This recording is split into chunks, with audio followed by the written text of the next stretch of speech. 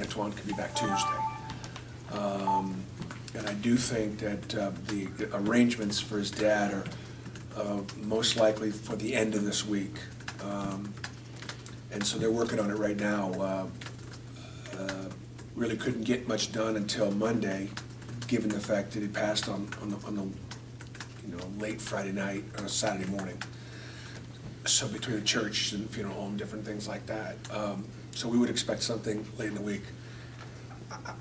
I don't know that he'd be back for Saturday, Senior Day. I don't know if the arrangements are going to be late this week.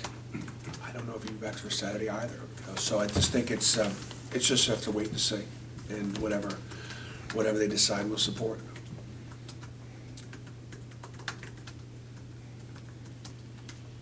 How do you think the guys have just reacted to just getting beat down the way things have been going with injuries, with Antoine having to be out, and then obviously the results?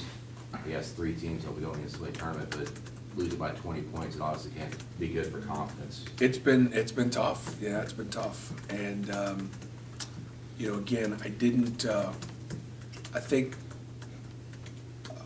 starting with being at Kentucky and getting so overwhelmed, and then coming back to LSU, I thought maybe for the first time I'd seen where I wasn't sure they thought they could beat LSU as it was going on.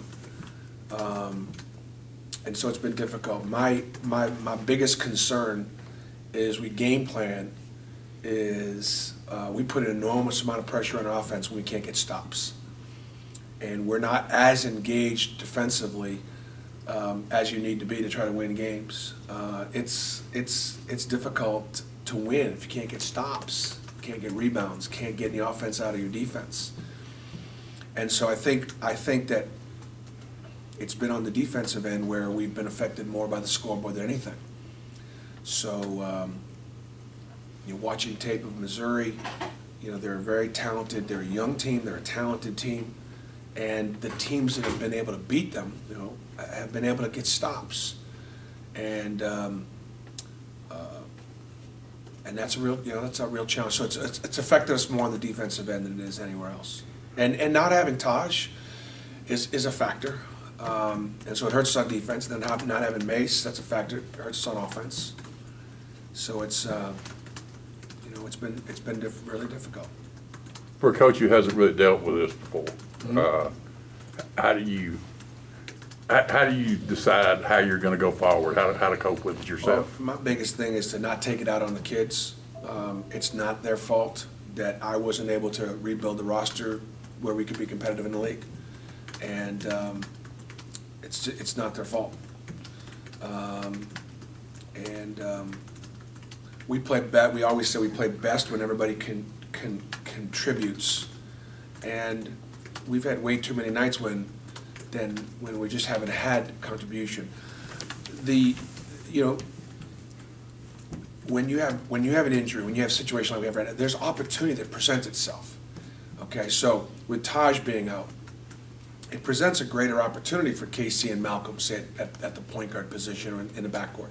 Or now Casey's actually playing a little bit too, also because Antoine's not there.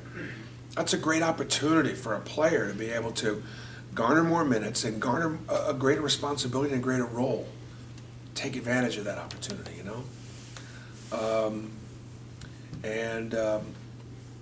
we understand that offensively, people are going to key, whereas they keyed on Antoine and KT and Simeon, now they key on KT and Simeon, and make it harder for those guys to make plays, and then, but therefore there's opportunities for those other guys to be able to make plays, and that's what you hope can happen.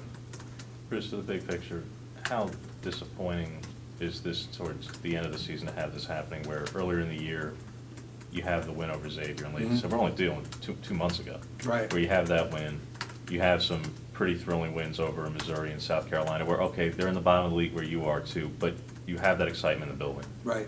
And now to have these 4 games where it's double digits down the stretch here, how disappointing is this to be the end notes on what was a pretty exciting midpoint? Yeah, it's you can't reflect till it's over. It's very difficult to reflect because you're still trying to find ways and you're still trying to compete. we are, it's difficult. I don't know that it's more difficult than it's disappointing. It's just more difficult. And again, it's more difficult on the players. Oh yeah, I know, I've never lost, I've never had a losing season, but I'm gonna be part of this program for a long time. For KT, this is it. This is his last go around.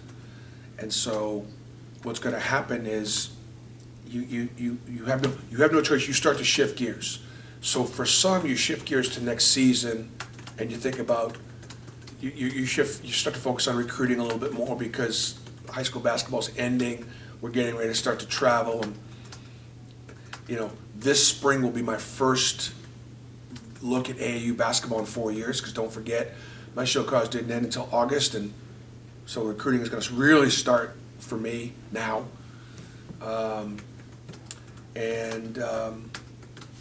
For the seniors, it begins to be what's next.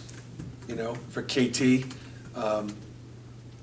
you start to shift gears and thinking about agents and Portsmouth and other opportunities there, and we start shifting gears to having that be our focus. For Malcolm, it's finishing up his degree this spring, and whether or not he can get done and then go back to Texas this summer and begin an internship in a community center and get started on his career, perhaps leading rec centers and the Boys and Girls Clubs and service for kids, because he had such a difficult life as a young boy, and that's what he wants to do. So that's his shift.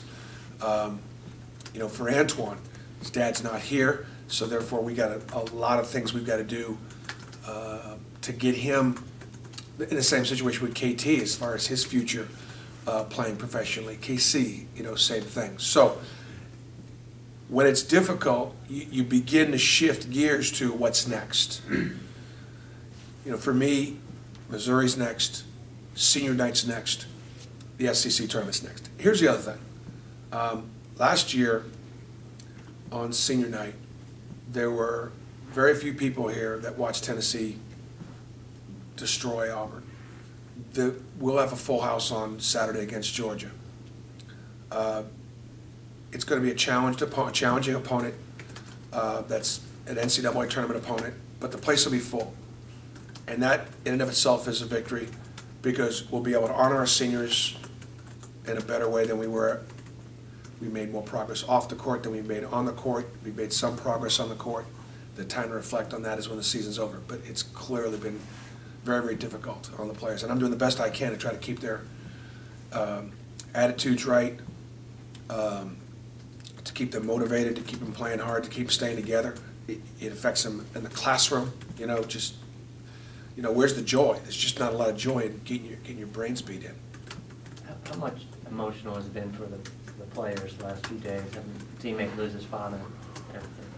Well, it's very, very difficult because everybody, Anthony was very present around practices and games, and he'd sit there after practice, and he probably spent as much time visiting with Kareem or Simeon or any of the other players as he did Antoine. And Anthony didn't edit; he'd tell you what he thought, and for some of those guys that did not have a father that would be here watching the games and encouraging them and criticizing them and challenging them, Anthony did that for a lot of those guys. That's just who he was. So yeah, it was difficult, And again, it's just difficult not having some of the guys that we know could help us be successful at times when we were successful earlier in the year, because there just wasn't that much margin for error. I don't know how much you've been able to talk to Antoine the last few days. How has he been doing from your It's just hard. The biggest thing is it hurts. The biggest thing, it hurts. And that's just it, just going through it every day. And we talk to him every day, text every day. And there's a big void, a huge void in his life. It's a test of his faith. You guys good? All right. Thanks, guys.